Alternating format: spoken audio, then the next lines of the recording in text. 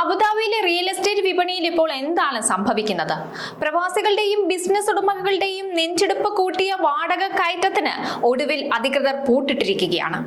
Abu Dhabi real estate centre പുറപ്പെടുവിച്ച ഏറ്റവും പുതിയ ഉത്തരവ് കേട്ട് കെട്ടിട ഉടമകൾ അമ്പരക്കുമ്പോൾ സാധാരണക്കാരായ വാടകക്കാർക്ക് ഇത് വലിയൊരു ആശ്വാസമായി മാറുന്നു. വിപണിയിൽ പുതിയ നിക്ഷേപങ്ങൾ കുമിഞ്ഞുകൂടുന്ന ഈ സുവർണ കാലഘട്ടത്തിൽ വാടകത്തുക മരവിപ്പിക്കാൻ റെഗുലേറ്ററി അതോറിറ്റിയെ പ്രേരിപ്പിച്ച ഘടകങ്ങൾ എന്തൊക്കെയാണ്?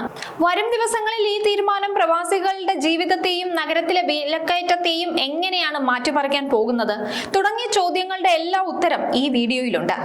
നമുക്ക് എന്തായാലും അബുദാബിയിൽ സംഭവിച്ച മാറ്റം എന്താണെന്ന് വിശദമായി തന്നെ നോക്കാം. അബുദാബിയിലെ താമസക്കാർക്ക് ആശ്വാസം നൽകുന്ന പ്രഖ്യാപനം നടത്തിയിരിക്കുകയാണ് അബുദാബി റിയൽ എസ്റ്റേറ്റ് സെന്റർ. ഇനി ഒരു അറിയിപ്പ് ഉണ്ടാകുന്നത് വരെ യാതൊരു വിധത്തിലുള്ള വാടക വർധനവും പാടില്ലെന്നാണ് ഔദ്യോഗികമായി പ്രഖ്യാപിച്ചിരിക്കുന്നത്. ഈ പ്രഖ്യാപനം നിലവിലെ പ്രവാസികൾക്ക് വലിയൊരു സഹായമാകും. അബുദാബിയിലെ റിയൽ എസ്റ്റേറ്റ് മേഖലയിലെ റെഗുലേറ്ററി അതോറിറ്റിയുടെ പുതിയ കരാർ അനുസരിച്ച് ഒരു വാടകക്കാരൻ പുതിയ ഫ്ളാറ്റിലേക്കോ ഓഫീസിലേക്കോ മാറുമ്പോഴും നിലവിൽ താമസിക്കുന്ന കരാർ പുതുക്കുമ്പോഴും ഒരു കാരണവശാലും ഇനി വാടക കൂട്ടാൻ പാടില്ല. അവസാനത്തെ കരാറിൽ എത്രയാണോ തുക കാണിച്ചിരിക്കുന്നത് അത് തന്നെ ആയിരിക്കും വാടക. അതിനാൽ ഇനിയൊരു വിധത്തിലുള്ള അധിക തുകയും ഈടാക്കാൻ കെട്ടിട ഉടമകളെ അനുവദിക്കില്ല എന്ന് ചുരുക്കം. എന്നാൽ ഇതിനെക്കുറിച്ചുള്ള വിദഗ്ധരുടെ അഭിപ്രായം മറ്റൊന്നാണ്.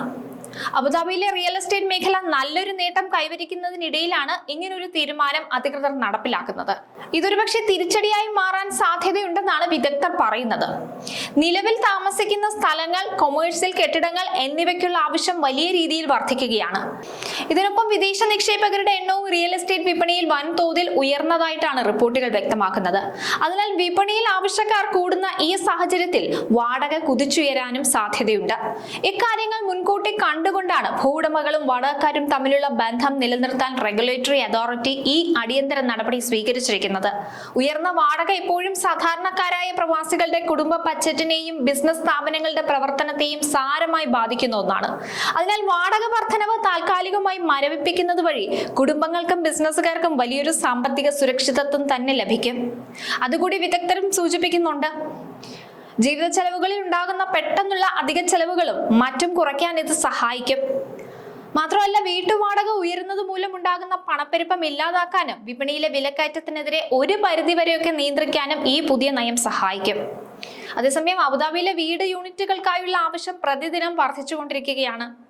ഇത്തരമൊരു സാഹചര്യത്തിൽ വീട്ടു ചിലവുകളും മറ്റ് സാമ്പത്തിക കാര്യങ്ങളും ഒക്കെ കൃത്യമായി നിലനിർത്താൻ ഈ തീരുമാനം വാടകക്കാരെ സഹായിക്കുമെന്ന കാര്യം ഉറപ്പാണ്. കൂടുതൽ പണം മറ്റുള്ള ആവശ്യങ്ങൾക്കായി മാറ്റിവെക്കാനും ഈ നീക്കങ്ങൾ ഒരു പരിധിവരെയൊക്കെ സഹായിക്കുന്നതാണ്. അതുതന്നെയാണ് സാമ്പത്തിക വിദഗ്ധരും അഭിപ്രായപ്പെടുന്നത്.